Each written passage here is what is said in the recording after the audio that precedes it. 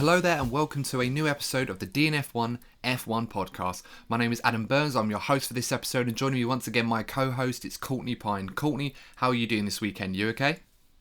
Yeah, hello everyone. Feels a bit weird to be recording the podcast and not reacting to a race. We've been spoiled in the past few weeks, and yeah, we're going to be doing a little bit of a filler today, aren't we, Adam? Yeah, absolutely. I mean, obviously it's a bit more than just a filler episode, but as you mentioned, because no race this weekend, obviously we've had one of the very few breaks that we've had this season. It's flown quite quickly, even though of course we had that lengthy delay owing to the COVID situation back in March, where the season didn't really get underway until July. But since then, it's been race after race after race in such a quick flash, a huge cluster of races, and we're now officially at the halfway point in the season. Of course, we've got 17 races in this revised 2020 calendar. We're 9 races into the season so far, and it's a good opportunity that we've had this week break now to sort of reflect on what we've seen so far, who has impressed us, who hasn't really delivered, and who has really got some questions to ask of themselves, not just for the rest of this season, but obviously seasons coming thick and fast in the future. And of course, with that, usually this is around the sort of time in the season where we have our silly season for our F1 driver market. Now, of course, so many changes are on the horizon. Of course, last week we had the huge news from Racing Point that Sebastian Vettel was going to be joining them. He'd signed a deal with them to join from 2021, replacing Sergio Perez. And of course, that will raise questions over his future, because he has not had a opportunity to confirm if he is staying in the sport or not. So of course we've got to keep an eye on that. And of course there are some other seats as well that do need to be confirmed at the same time. So of course in this episode, guys, we're going to be going through some of those potential options and potential changes and switches, as F1 often does during this silly season period. I mean, first of all, Courtney, would you say that this Sebastian Vettel confirmation for Racing Point, which of course will be Aston Martin, will that be seen as a domino effect for other moves, or do you feel that this was a move that a lot of people knew for some time and isn't really going to affect any other driver changes in this F1 driver market? I think the biggest question mark when it comes to this, you just touched on it yourself. We knew it was coming, for quite a few weeks now, but the main question is what's going to happen to Sergio Perez, because he does deserve to keep a seat in Formula One. And we were recently discussing, Adam, you showed me the graphic of the seats that could be available for next season. And I don't know about you, but the two teams I look at with the most intrigue going into next season are Alfa Romeo and Haas. Right now, as we see it, we have one seat at Mercedes, although, let's be honest, we're expecting Lewis Hamilton to confirm that he's staying with the team. I can't imagine any monumental shock coming up to us to say that Lewis is retiring at the end of the season. I'd be very surprised for that to happen. There's one seat still available at Red Bull, and there's one seat at Aston Martin, although, as we said, we believe that will probably be Lance Stroll, being confirmed alongside Sebastian Vettel. But then it gets a bit interesting in the other teams. We have 2 seats at AlphaTauri, we have 2 seats at Alfa Romeo, and we also have 2 seats at Haas. So potentially, Courtney, we've got really 6 seats that we feel could potentially be filled by almost double the number of drivers as there are seats, I think is probably fair to say. Yeah, I mean, one of the things I'd really like to see happen towards the top, and look, I'm not going to get my hopes up, but I would love to see Sergio Perez drive for Red Bull. I think he really does. I think he has the talent. I think it's a real shame he's even in this predicament in the first place. He's been a solid driver for many years. He pretty much helped the Racing Point team survive when they were struggling before their revamp. And I really do think he would fit in well in a team like Red Bull. I can imagine, and I think he'd definitely push Max further and actually give Red Bull exactly what they need at the moment. But the problem for Perez in that sense is that Albon seems to have put in a good performance and got a podium at the perfect time. And then even if you look at AlphaTauri, Gasly's pretty much gunning for the Red Bull seat himself, and I don't think Daniel Kvyat has done enough wrong to lose his seat in F1 either. I think he's another driver that's improved ever so slightly during this time after dropping from Red Bull to AlphaTauri. Yeah, I mean, it's quite an interesting prospect. I mean, Sergio Perez's situation is a difficult one. He's kind of been left without a seat. I mean, perhaps this time last season, he probably felt that he was at least secure until 2022, when he might have expected to be signing a new contract with Racing Point, which will be Aston Martin next season. At that time, of course, a lot of change since then. Sebastian Vettel lost his seat at Ferrari. That was given to Carlos Sainz to replace him.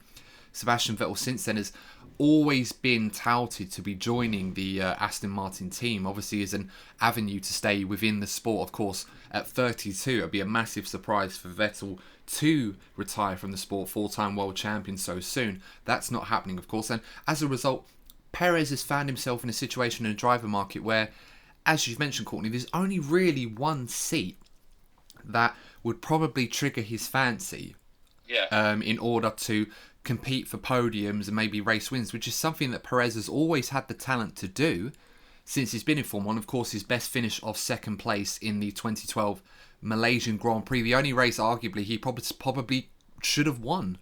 That famous battle with Fernando Alonso back in the Sauber days. So it's a difficult situation Perez finds himself in.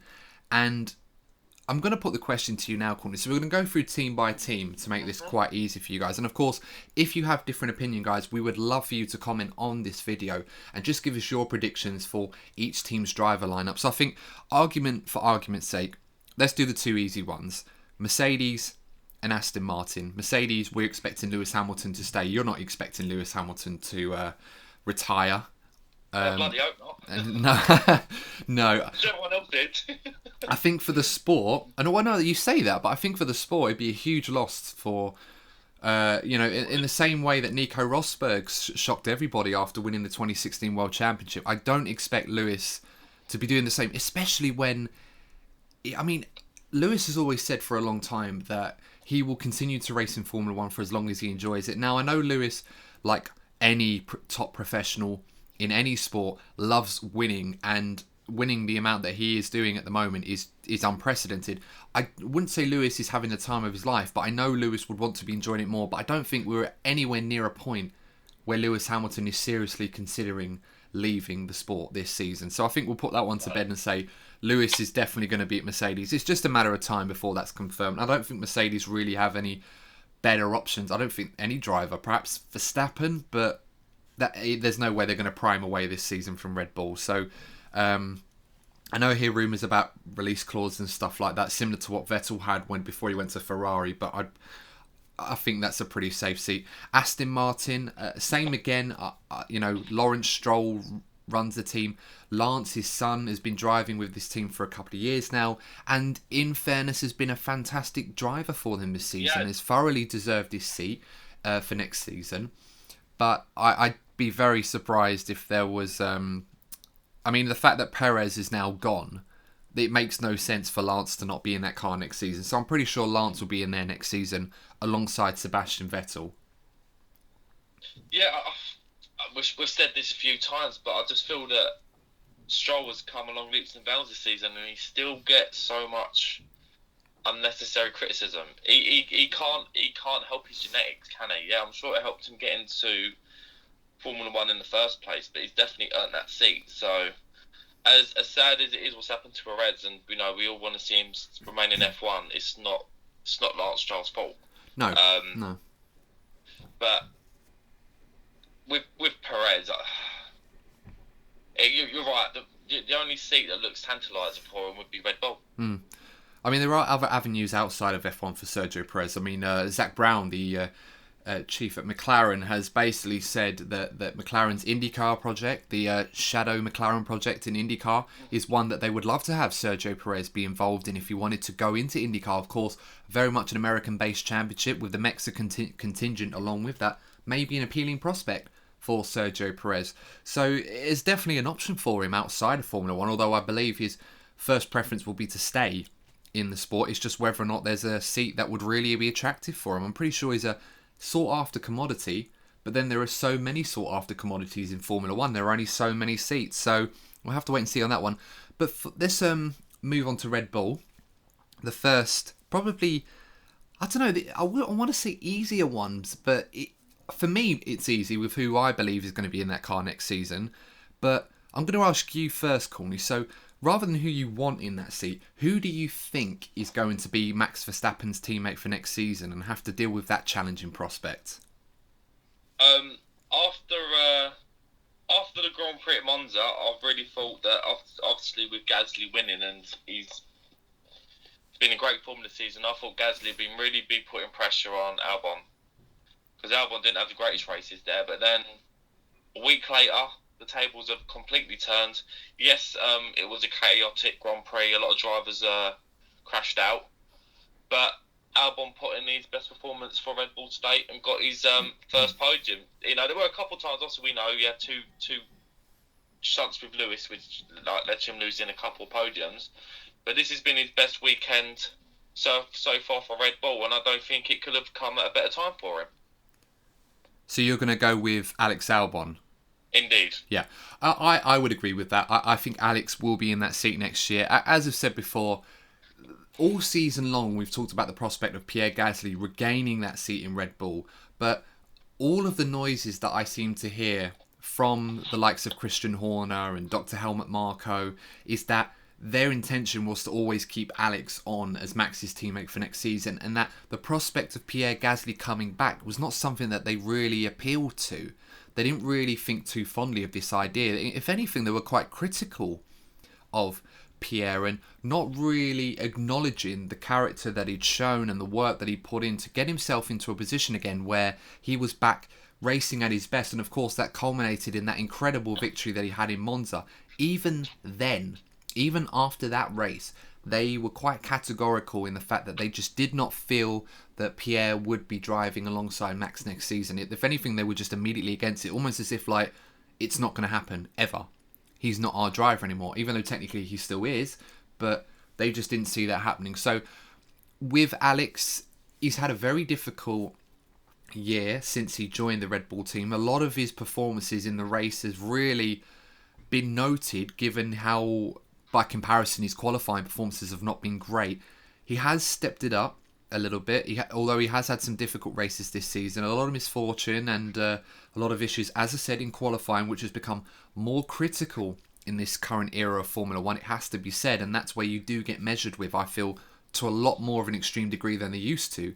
But after that performance in Mugello, where he managed to get that podium after, again, another difficult race, it's something that Alex has been tantalisingly close to in the past with podiums, and maybe even a race win in Austria early in the season that was on the cards at the time.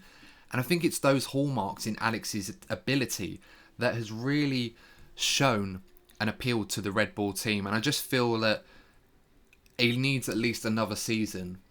Hopefully better circumstances will prevail, and I think he will be much more competitive and a lot closer to Max Verstappen, which is the bar, unfortunately, for him to try and jump over.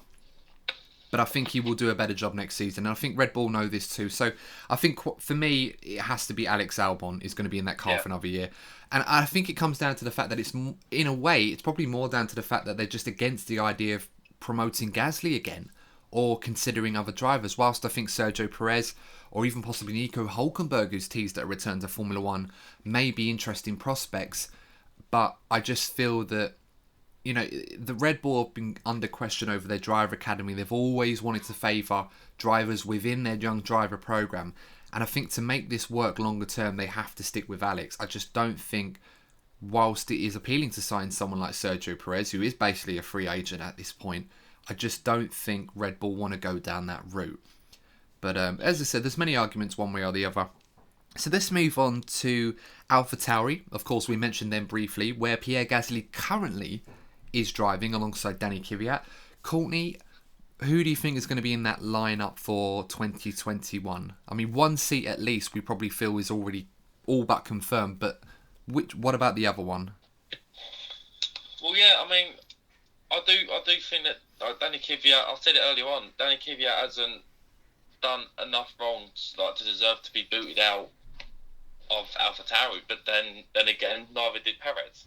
So you never know. But I would. The only slight threat I feel is that you've got the young Japanese driver, haven't you, in F2 that seems to be doing quite well. Yuki Tsunoda, yes. Yeah, they might look at him, but that'd be very harsh on Danny Kvyat. So I'm gonna stick with Gasly and Kvyat. Yeah, Yuki Tsunoda's done pretty well in F2. For me personally, he's shown his pace in his rookie season. I just feel that still a lot for him to learn in that category before he makes a step up to Formula One. I think he's still a little bit too raw. As I said, he's shown signs of pace, but he just lacked that consistency that some of the leading protagonists in F2 have shown. So I think Red Bull would probably be against the idea, although it would be appealing, of course, having a Japanese driver in the sport. Honda back, that would be a big thing for them to have a Japanese driver in a Red Bull car, or an AlphaTauri car at least. But it's an interesting one. I think Pierre Gasly, I think we both agree he's definitely going to be in that car next season. I don't think we really need to justify that decision. Pierre wants to stay at AlphaTauri. Franz Tost wants to keep Pierre, doesn't want him to go to Red Bull. But it's a difficult decision for Pierre because next season should be okay.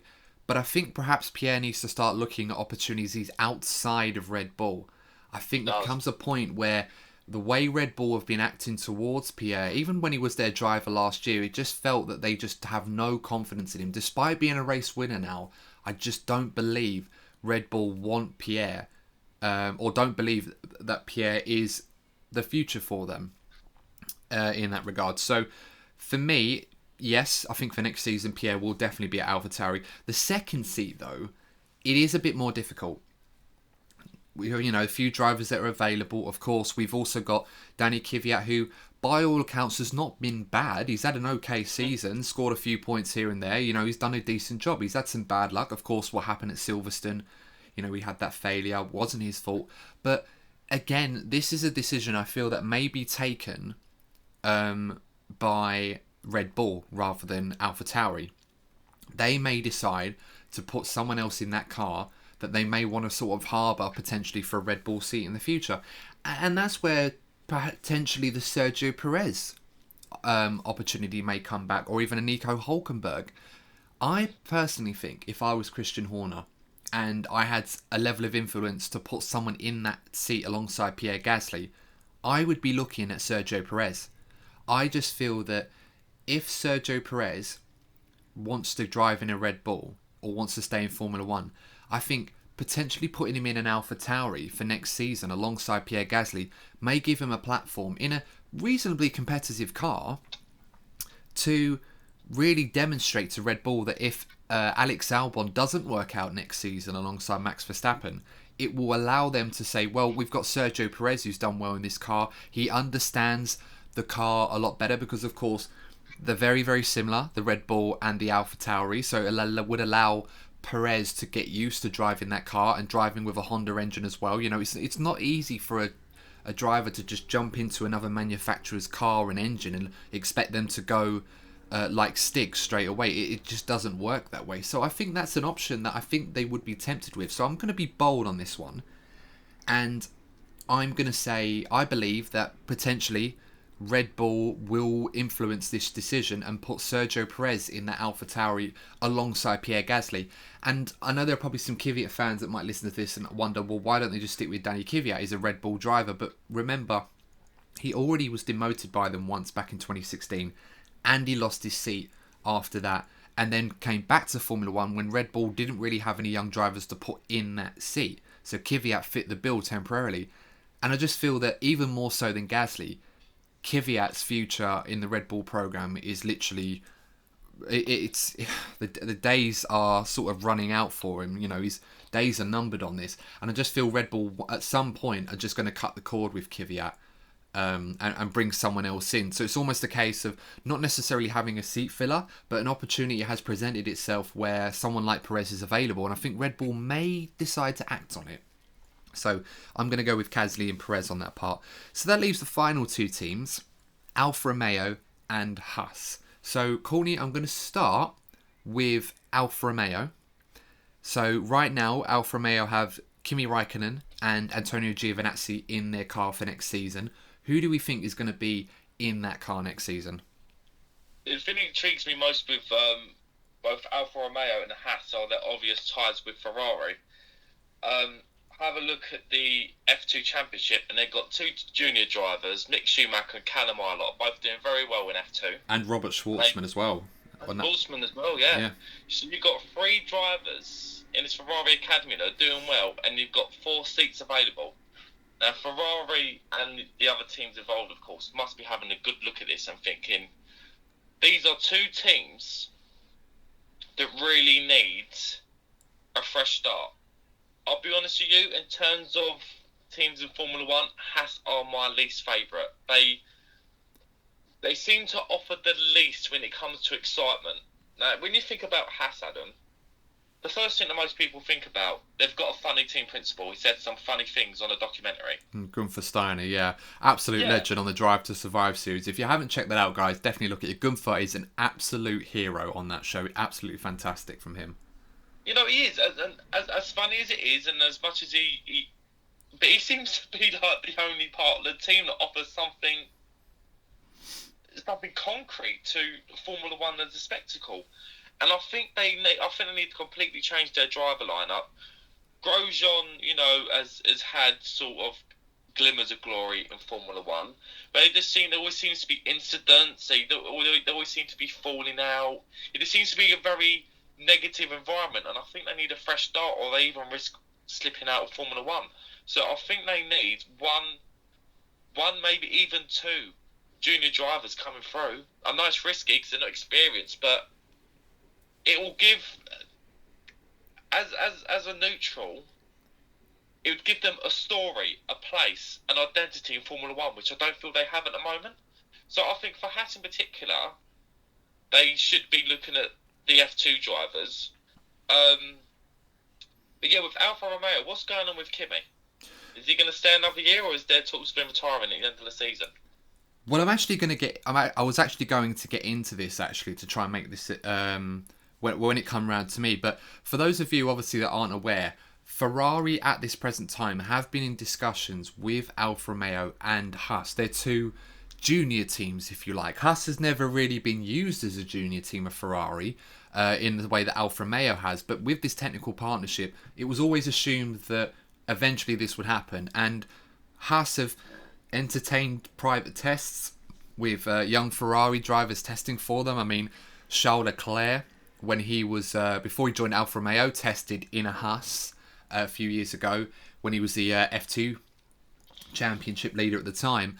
And it's an idea that's always been entertained with the Ferrari engine, the technical partnership and everything else. So with Kimi Raikkonen's future, as I said, Kimi Raikkonen, world champion in 2007, very much quickly becoming the most experienced driver in Formula 1 history of all time. I think he will break that record pretty soon.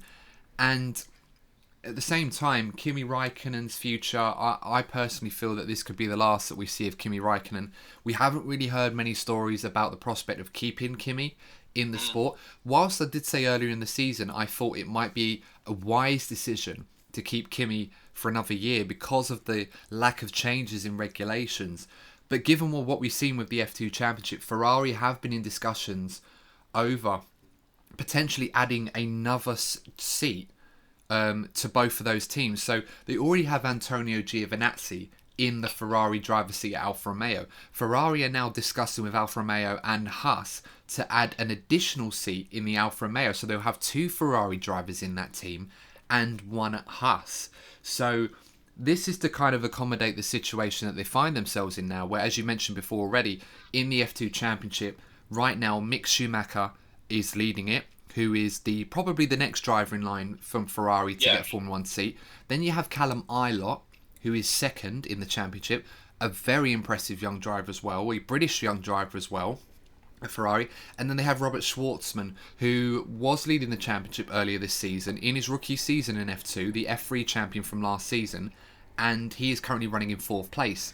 So Ferrari have a difficult situation where they've got 3 drivers who are staking a very, very strong claim into Formula 1, but they only have so many seats available. So for me, I think I will go with they're going to keep Giovinazzi at Alfa Romeo. Yeah. And I think Raikkonen, unfortunately, this will be his final year in Formula One. I don't think that was the original plan. I just think, given the situation at F2, I think this is a move that Ferrari have had their hand forced and have had to act. And I think they're going to replace him with Mick Schumacher next season. I think Mick was always going to be in Formula One at some point, and it seemed that Alfa Romeo would probably be the best seat for him, as he has tested for them a few times before. In their 2019 Formula One car 2018, I should say, in Bahrain. He did that test where he ran in a Ferrari and in the Alfa Romeo as well. So I think Mick's going to be going into that car, and I think Ferrari see Alfa Romeo as sort of the gap, the bridge between Ferrari, between the F2 drivers, and eventually going to Ferrari in the way Charles Leclerc did. So yeah, for next season, I think Alfa Romeo it's going to be Giovinazzi and Mick Schumacher. And I think on a note on Mick Schumacher, one of the issues I've noticed when watching him in the past is that he's always struggled to get up to speed from the get-go. He tends to build up his speed, as he did in F3, and then eventually he'd be on the pace. This season, however, despite a slow start, he's been extremely consistent, getting a podium, I think 8 times this season, including winning in the feature race in Monza. So, you know, and now he's gone all the way to the top of the championship. So whilst I don't believe that Mick is the fastest driver in F2, he's showing to be the most reliable, as well as being one of the quickest as well. So I think that is definitely a trait that in Formula One you definitely need. As well as being fast, you have to be consistent. And that's why Mick ultimately is leading this F2 championship and probably is the favourite to win that with only a few rounds left to go. And why he will probably be in the Alfa Romeo next season alongside Antonio Giovinazzi. So yeah, that's my pick for Alfa Romeo, Giovinazzi and Mick Schumacher. Courtney, do you have any contrast with that one, or do you think that that's probably what Alfa Romeo are going to do? I reckon I wouldn't be fully surprised if Ferrari have a look, because with the F2 season coming to an end pretty soon, they might want to see how the season ends between Schumacher and I lot. Maybe they'll decide based on who wins the championship, because let's not forget that the winner of the F2 series has to leave the series and look elsewhere. Yeah. So they might see how it turns out between Schumacher and I lot at the end of the F2 season and decide there. And wouldn't it be an exciting prospect to see yet another British driver in the on the Formula One grid? So that'd be pretty exciting. So I reckon the outcome of the F2 championship could have an impact on where these drivers end up. I think it will. But this is why I mentioned that Ferrari have been in talks with Haas and Alfa Romeo to secure an extra 2 seats within those 2 teams for Ferrari drivers, because I just feel that Ferrari originally were probably hoping that Mick Schumacher would be the leading Ferrari Academy driver and would put him in the Alfa Romeo next season. But because of how good Callum Ilott and Robert Schwartzman have been this season, and how the championship looked early on when Schumacher was a bit behind, he had to play catch up, they probably felt that they needed to provide that opportunity if one of their other drivers won the F2 Championship, and as you rightly pointed out, cannot defend it the following season. Why would they, to be honest? But, so it's been a difficult thing to manage. I think going with the Haas situation, I think this one kind of is the other half to this puzzle. So whilst I feel that Mick Schumacher will be in the Alfa Romeo next season, again, it might be in a Haas, but I think he definitely will be in one of those 2 teams. I think it will be Alfa Romeo, given his history and experience working with them. And, of course, Alfa Romeo, back in the Sauber days, had a brief history with his father, Michael Schumacher, when he tested for them before driving for Ferrari in '96. So, the more you know there. But with the Haas situation, you're right, Connie, I think a revamp of some level is needed. I just think there's only going to be one driver change in that team. I believe Kevin Magnussen will be staying in that team. I think between him and Grosjean, whilst Grosjean has shown his ultimate pace at times to be slightly better than Kevin's, I just feel Kevin is a much more reliable driver. They both get involved in incidents, but Kevin to a degree doesn't get involved in as much, and the all-round package, I think Kevin has developed to be the better driver. And I think for Romain Grosjean, despite his pace, it's just not really worked out. Too many incidents and too much controversy surrounding his driving at that team for many years now. So I think personally Grosjean is going to give way, and that's going to create a seat potentially for one of either Callum Ilott and Robert Schwartzman. So I think those two in particular are fighting for that seat, and that is going to go to the driver that either wins the F2 Championship, and if it's not one of them, which of them finish higher. But I just think Callum Ilott this season, when you consider the outright speed, I think he is the fastest driver in F2. And I think he's the driver that he's won a few races this season in F2. He's looked very, very good. His consistency at times has come under question a little bit. He had that mistake at Silverstone where he spun off trying to race for the lead, and a few other performances where he's kind of been bogged down for qualifying mistakes or just misfortune in race management. But I think when you consider the overall package, I think Callum definitely is looking like an exciting prospect coming from F2, and I think Ferrari know this too. So I think personally, he's been in F2 for 2 years now. I think he will be the man to go into that seat. And Robert Schwartzman will probably stay in F2 for another year. Of course, this is his rookie season, so I think he'll be there for another season, and we'll see how that works out for him. So just to confirm, guys, of course, Alfa Romeo for me, Giovinazzi, Schumacher, and then Haas will be Magnussen and Ilott for next season. What about you, Courtney? Yeah, I can't really argue that too much. It'd just be interesting to see how the F2 season finishes and how decisions will be made based on that. But I am going to put a few questions out on the Instagram page because I'd love to hear the feedback, because there's a lot of questions that are yet to be unanswered, and I hope that we can share them in next week's episode. If there isn't another dramatic race, we'll find some time to share your feedback on it. Yeah, absolutely, guys. Definitely do get in touch, and obviously leave your comments in the YouTube video or on the Instagram page who you think is going to be making up the 2021 driver lineup for next season. I think looking at both of our lists, Courtney, we've only really gone differently with one driver. You've gone with Kvyat and AlphaTauri, and I've gone with Sergio Perez. So I've gone a bit bold on it.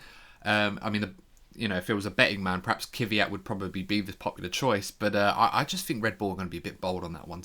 But that's our driver lineups, guys. If you agree with those, let us know. If you disagree, please feel free to put down what you think is going to happen for that lineup and who you would like to see in there as well. So I think that's a good opportunity to wrap up this first part of the episode now. And in the second part, we'll be discussing a little bit more on teams and obviously a potential entry for a new team in Formula 1 that we've been hearing whispers about. And of course, we're going to be giving our reflection on the season so far and who's impressed us, etc. And of course, the preview for the Russian Grand Prix in Sochi this time next week. So until then, guys, we will see you in part 2, and we'll see you in a moment.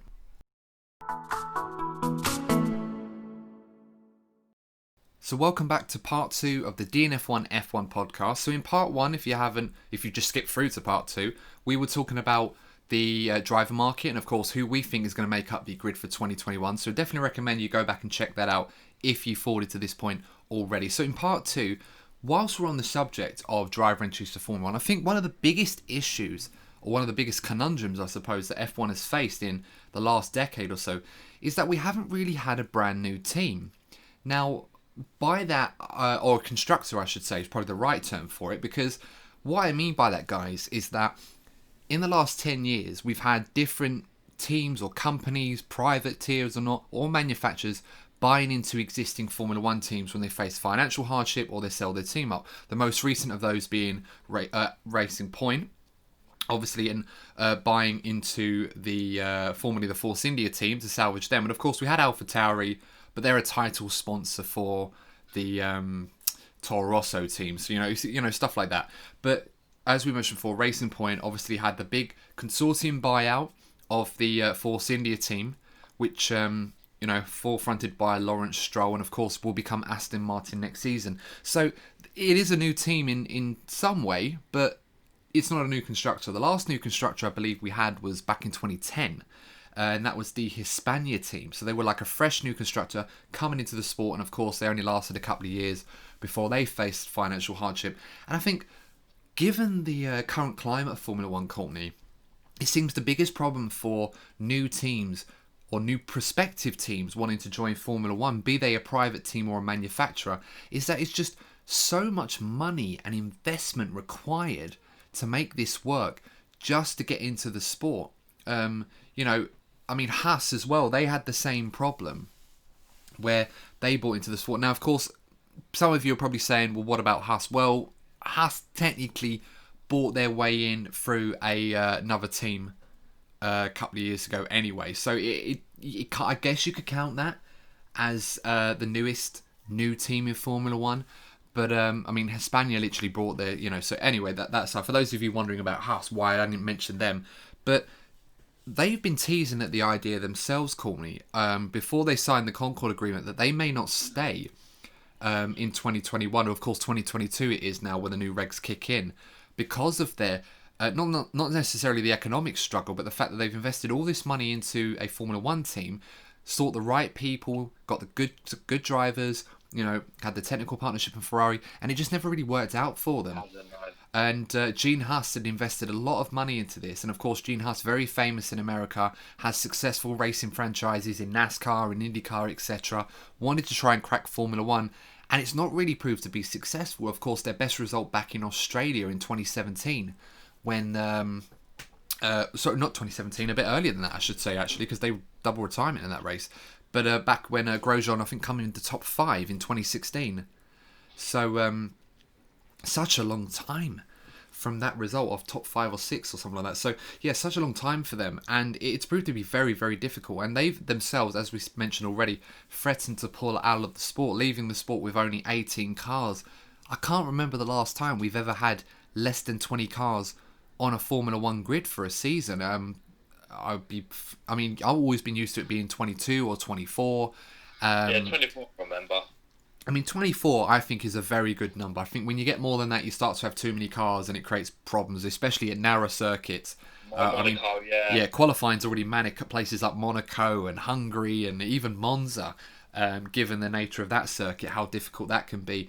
And Mugello, of course, as we saw last week, that proved to be a bit troublesome when following other cars. But obviously, the big problem for Formula One is new teams or new constructors wanting to come into the sport have just been put off by the idea of the investment required. I mean, we're talking about companies like Porsche, Audi, for example. Audi quite famously wanted to get into Formula One, and Porsche teased at this idea. But given the engine development of Formula One teams and how much is required to actually enter in the sport, it just completely put them off, and they decided to stick to their World Endurance car series as well. And of course, while we're on that subject, congratulations to the Toyota World Endurance Championship team that has won their 3rd successive Le Mans race. I believe it was Sebastian Buemi, Brendan Hartley, and Yuzuki Nakajima that were the drivers in that car that won today. So obviously the Formula One contingent doing rather well at Le Mans. Of course, Toyota was the team that Fernando Alonso won Le Mans last year, I believe, for the Toyota team, alongside Sebastian Buemi and Nakajima as well. So, congratulations to them. And of course, Aston Martin Racing, they won their class in the GTE Pro series. So congratulations to them as well for Le Mans. So that was on this weekend. Couldn't believe it took us this long to mention it. But getting to the topic at hand, because I have got sidetracked for the last couple of minutes, guys, almost a bit like a monologue.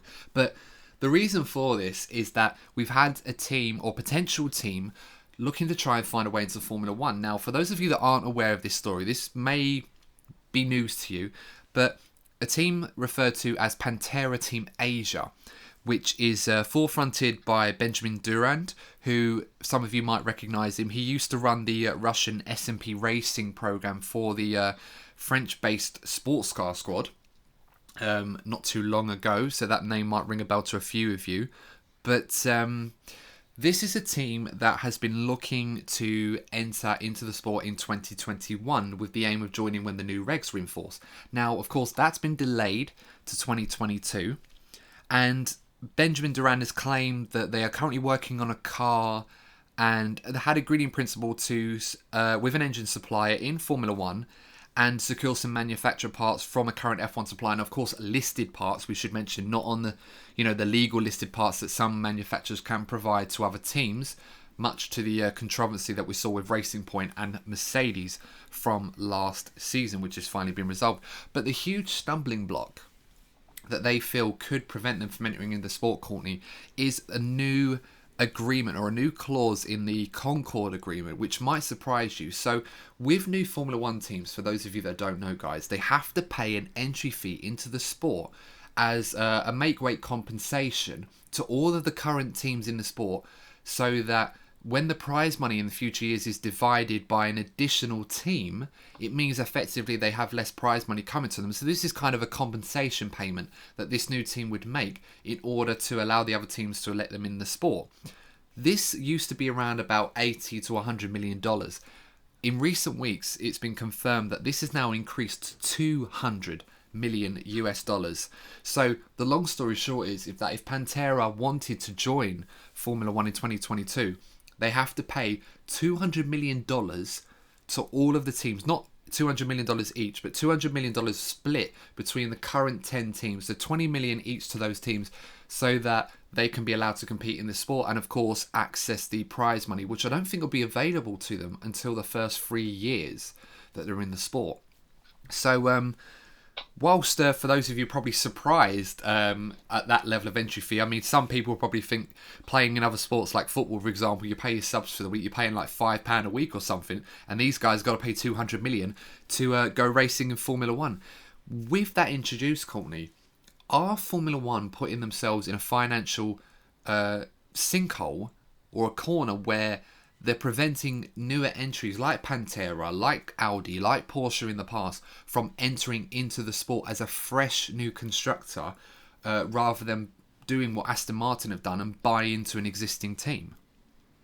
Well, yeah, I feel that the new agreement is making it a whole lot harder for new teams to get involved. I understand that, you know, some of the bigger teams in particular are making sacrifices to make the sport more entertaining. So they probably feel they've taken enough pain as it is, so they would want some kind of financial benefit from new teams joining. But, it's pretty obvious, particularly if Hastily, we need new teams in the sport, and you don't want to be pricing out competitors, because even if they can afford the 200 million to go into Formula One in the first place, they're already they're already behind financially, and they're already be playing catch up in terms of competing. Because I remember in 2010, I think we had, you mentioned Hispania, you had Lotus, and teams like this came in and they weren't even close to competing. Yeah, they gave some young drivers a chance to race in Formula One, but you want to see teams come in and be a solid part of the actual race itself. You don't want to have an entertaining front three, shall we say, we've had before. The midfield in recent years has been fantastic, but you don't want to be having teams so far back because they're already catching up financially that they don't add to the spectacle and then fall out.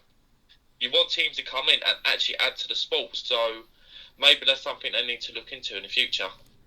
Yeah, no, I absolutely agree with that. I think Formula One's put themselves in a position where they are crying out for new teams to enter into the sport, but unfortunately the restrictions and implications from a financial perspective that are put on these new teams, it makes it very, very difficult for them to put themselves in a position where they're going to be competitive. I mean, if I'd spent almost as much money as one of the big teams spends in a season just to compete, I would want to be up there competing for race wins and podiums straight away to try and recoup some of that original investment. So it's a huge long-term commitment that a team like this needs to put into Formula One. And unfortunately, this is why we're not seeing too many teams try and get into the sport. Whilst I agree, I think 24 cars, so 12 teams, would be a very healthy number for the grid. I mean, we're not a fan of a 3-car team that has been teased in the past. We just don't think that would work in the same way that it does in World Endurance Championship Series. We just don't think it would work. So we end up with a situation that perhaps until the budget cap comes into force in the next year or so, it might become more appealing in the future. But with a $200 million entry fee from the get-go, I would really struggle to find any sort of manufacturer that could make their own engine and everything else would want to come to the sport. And more to the point, why would they want to make their own engine? The amount of money they'd have to spend to make that happen would be ridiculous. It's almost as if they'd be buying an engine from one of the suppliers. And what you'd end up is, as you mentioned, Courtney, they talk about the 3 cars leading the series. You'd end up with loads more teams at the back end of that rather than competing for the top 3 spots. So a very difficult one, but it'd be great to see more teams. But right now, I don't know if that's financially viable. But we'll be keeping an eye on this story as it develops. If Pantera do make a serious bid and commitment to Formula 1, we'll have to wait and see. But at this point,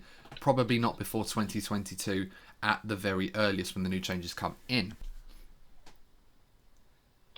So, obviously, we've discussed earlier on that we were going to be reviewing how the season's gone so far, guys. So, just a quick review of how the season's gone, Courtney. I would say we're halfway through this current season, and there are some teams that have impressed us, some drivers have impressed us, and others not so much. So, I think I'm just going to go into some of the obvious ones. So, I think just going through a few points. So, the team that's impressed us the most so far, Courtney, who would you say that would be if I was to put you on the spot? I think we can't look any further than Mercedes, mate.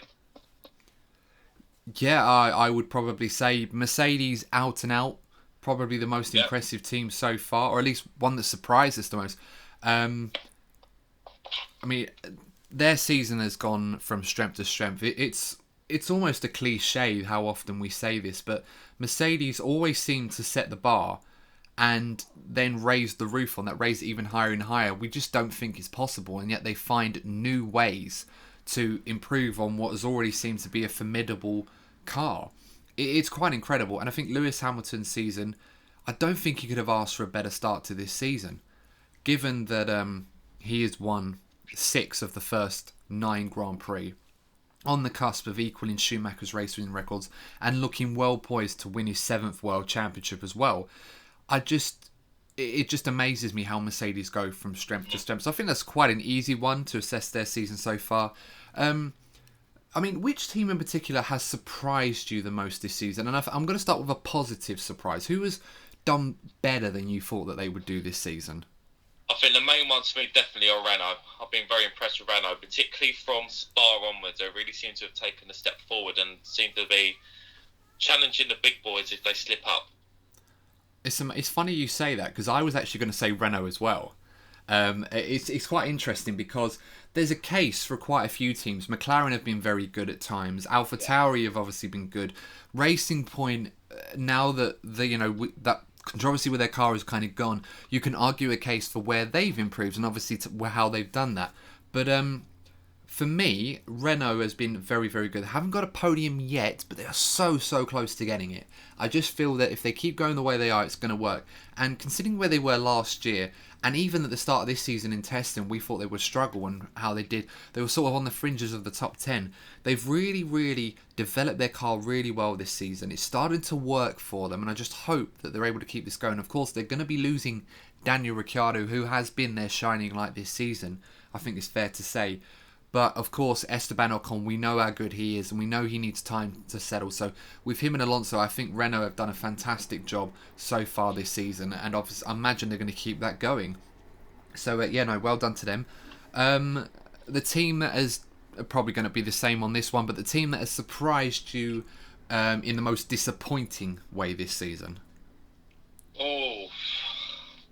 The thing is, I feel there's been more positive stories. Like even Williams have made a big step forward.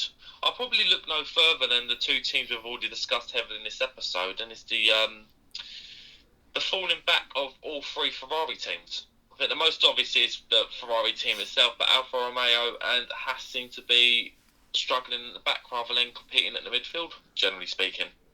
It seems to be a related issue owing to their power unit problems, and this has affected not only Ferrari but also Alfa Romeo and Haas as well. I mean, as I said, I expected Ferrari to struggle this season. When I said this in testing, I thought Ferrari would struggle. I said they would be the biggest disappointment this season. I didn't expect in a million years that Ferrari would be disappointing to this degree. And the reason why I went this way, and I didn't really make it clear because I listened back to that episode and I didn't really make it clear as to why I felt this way. And when I'd first heard about Ferrari having their engine issues and they had to revert to a legal engine, and when I say legal, I use that term loosely because whilst we are under the opinion or the assumption that Ferrari's previous engine was not following the rules, hence why they had to change it, we've never seen the details of what that entailed. We suspect it might be the fuel burning, as was protested. It might be other reasons. But the point is that, as we mentioned earlier on, Ferrari had built a car with more downforce, not necessarily more efficient downforce, but more nonetheless to combat its issues in slower corners and cornering speeds, which they did suffer last season. And the engine that they had, we believe it's around 60 to 70 brake horsepower more powerful than this year's one, was going to counteract those negative effects that the drag would bring. It's a very, very draggy car. They've gone completely the other way in concept over the last 2 years on their drag. And they had an engine to counter that. This season they don't. And this is something that I feel Haas and to a degree Alfa Romeo not so much have struggled with this, but because they've had that lack of power, it's really compromised them as well. So in a way, yes, Courtney, I think the Ferrari teams in particular have been very disappointing. I would say Ferrari the biggest surprise for a disappointment this season because of that. And I suppose in a way you kind of have to look at it as what do Ferrari need to do, or where are Ferrari going to go in terms of improving, because Mattia Binotto has said that they're working heavily on the 2021 engine. There's going to be a lot of changes. It's going to be a fresh engine. Of course, Ferrari have announced that they're not going to be developing the engine this season. They're going to be bringing those tokens that they have for this current season and can roll over from the next one as the rules allow them to develop more on this current engine. And it's going to allow them to change the concept on their car for 2021.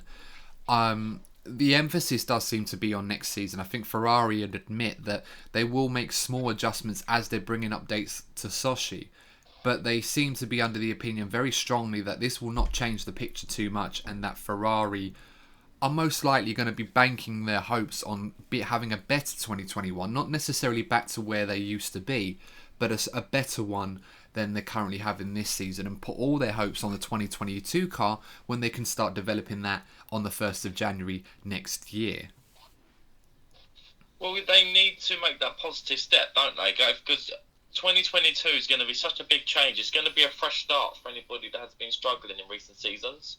So you want to be having, look, with life in general, a lot of it, good luck, bad luck, good feeling, bad feeling. A lot of it depends on the snowball effect, and what you want is a positive snowball effect going in before this big change.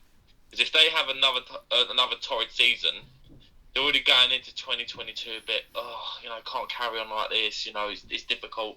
So if they have, even if they're challenging for podiums regularly next season, I think most of the fans would take that given this season, and then, it just gives them an opportunity to push on in 2022.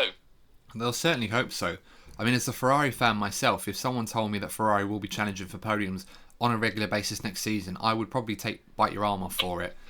As I said, the emphasis does seem to be on the future, as John Elkann and Louis Camilleri mentioned earlier on. And as we said in an earlier episode when they talked about Ferrari's prospects probably being delayed as championship contenders in 2022.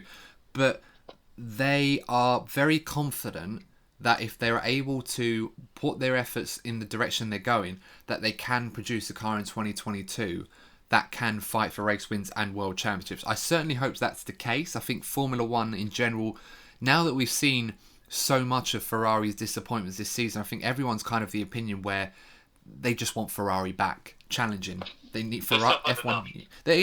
It was funny for a while for rival fans, but now it's got to the point where it's like, this is kind of sad now. This isn't really, especially what happened in Mugello, the way they just fell down the order, and the Italian Grand Prix as well. It's not nice to see, and Formula One needs Ferrari to be back, so we hope that they will sooner rather than later, but it's going to be a very difficult 18 months for them after what has proved to be a very disappointing season, probably one of the worst in the team's history, if not the worst that I can remember. Just looking through other teams in the grid, of course, we haven't mentioned Red Bull. Now, they're an interesting one because Red Bull comfortably second in the Constructors' Championship. I think whilst they would target a World Championship, I think being second in the Constructors for them is not necessarily too bad, given how Ferrari have fallen quite massively this year. But how would we assess their first half of the season? They've had one race win in Max Verstappen. They've had a few podiums this season. Of course, Alex Albon has now got one himself. But ultimately, they've come up short once again compared to the Mercedes. And I think unlike other seasons, Courtney, where Red Bull have developed their car further to improve as the season goes on and then challenge, which gives them hope for the following season, that doesn't really look likely at this point in time. It just seems that they have more questions than answers on their car. Do you feel that they've really figured out how to get the most out of that car? And if so, where do they go moving forward? I think since the beginning of the turbo hybrid era in 2014, there's been a lot of huffing and puffing from Red Bull. They've seemed to be there'd be like some races where they're equal with Mercedes or slightly faster, and they'll get like the odd win here and there. But generally speaking, they haven't mounted a proper like championship rival to Mercedes. The only team that's properly rivaled Mercedes in this era, I would say, are Ferrari.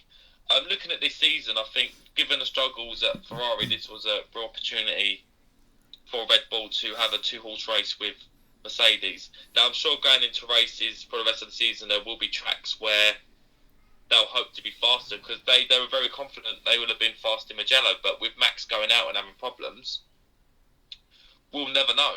But I do feel this is just a theory of mine. I just wonder if Honda are the engine suppliers that are struggling the most from this change in party mode, because since that rule changed, they seem to be having a lot of engine problems. Yeah, I think that's a good point to mention. A lot of people were talking about how this party mode or lack of party mode was going to affect teams. We knew that it would help Ferrari because they'd lost it with their new engine, so the Ferrari teams would have a slight advantage in that regard, although we haven't really seen much of it. But as you mentioned, Mercedes in particular, a lot of people were hoping that this rule would peg them back a bit. If anything, it seems to have made them stronger, as they were able to run their engine to a higher tolerance but more consistent over the race weekend, rather than putting everything out in quali and then whatever they got in the race to still win. Red Bull in that situation seemed to have been pegged back a little bit more, so it's kind of created a larger gulf than intended. So I'm wondering if they're going to overturn that for next season for the sake of the race, and we'll have to wait and see.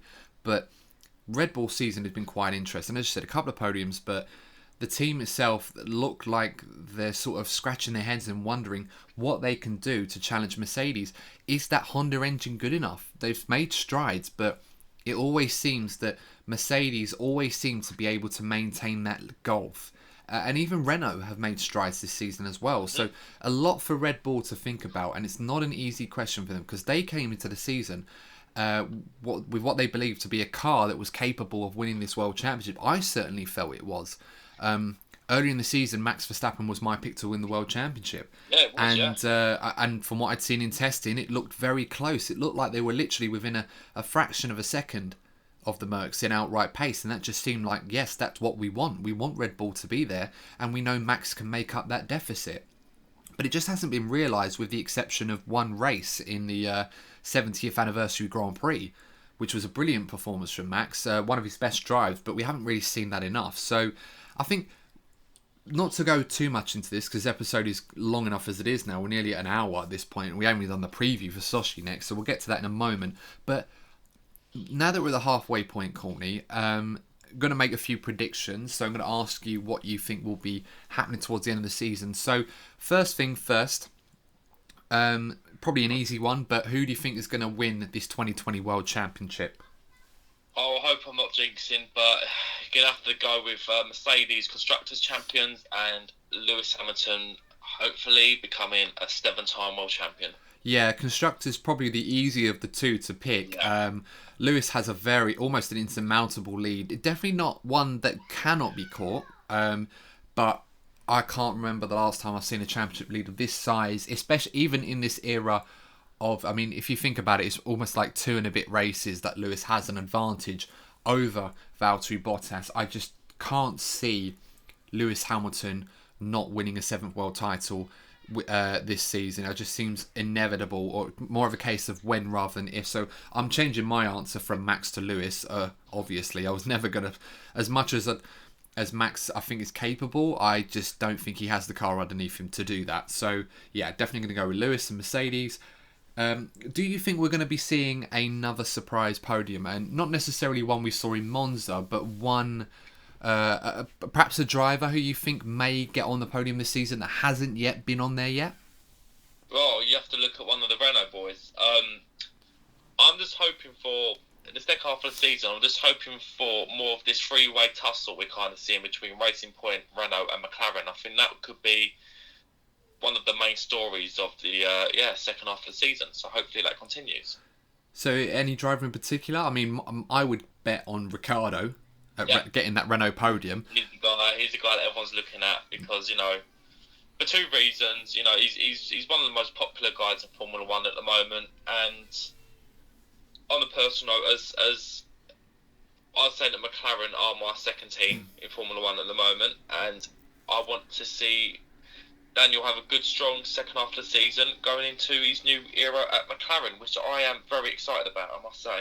Yeah, I'm very excited about that too. I mean, we'll talk a bit more about that perhaps in the off season as it goes along, because obviously we'll need to fill that content with other things for podcast episodes. But don't worry, guys, they will be just as interesting and engaging as these ones are, as we demonstrated earlier before the season started. We had to fill a lot of time before the season actually got underway, we owing to COVID, but it does seem like an exciting prospect with Daniel Ricciardo in the McLaren. And as I said, I believe he's going to get a podium this season, purely and simply because I want to see what tattoo Cyril Abiteboul gets. After he said quite often that Daniel can put a tattoo on his body if he gets a podium in the Renault. It just seems so close as well, so it'd be quite fun to see how that goes. And I'm going to ask one more question, and I ask this with the absolute most sincere respect for the guy, and I think he's a fantastic talent, and I hope that an opportunity presents itself for him as well. But George Russell, do you think, Courtney, George Russell can score a World Championship point in 2020? I really hope so. I thought Mugello was going to be his chance, though. You think how many drivers dropped out of that race and he still didn't get that point? 3 seconds. Yeah, it was the gap. That's the thing. He's going to need, I think, he's going to need a chaotic race or a wet race in order to do that. Yeah, he's been so close, George, and after coming in 11th in Mugello, it just seems so unfortunate that, I mean, we're talking about getting a World Championship point. It's like so many drivers, it's like a regular common thing, almost like a minimum requirement. But for George to do something like that, we'll be talking on the levels of Mark Webber getting that 5th place in Australia in 2002, if Minardi, Jules Bianchi in Monaco getting that points in the Marussia team back then. You know, what a talent he was, and taken way too soon, Jules Bianchi. Probably would be driving in the Ferrari right now alongside Charles Leclerc, and what a lineup that would have been. But I think for George is in a bit of a predicament now. I think not just with, you know, back on the driver market situation, because now that Sebastian Vettel has joined the Aston Martin team, I still consider Aston Martin, whilst Mercedes have not taken advantage of this in the way that Ferrari and Red Bull have with their respective junior teams, but I still see Aston Martin as a potential stepping stone now into the team. Because before, we were talking about, can George Russell go into the Mercedes? He needs a seat to be available. But now that Sebastian Vettel is in the Aston Martin, I suppose you can't really rule out the option of Seb maybe one day being in a Mercedes, because he's now in the Mercedes program, if you think about it. And if Lewis does decide to go before Seb, Mercedes may be more tempted to put Seb in that car, or even to replace Bottas, rather than just move George Russell from the Williams. Because whilst we know about George Russell's talent, and we do rate him as a very, very gifted driver who has World Championship potential, it may prove to be too large of a jump to move him into that Mercedes. Because, I mean, if Mercedes felt that utmost confidence he could do it, they probably would have done it by now.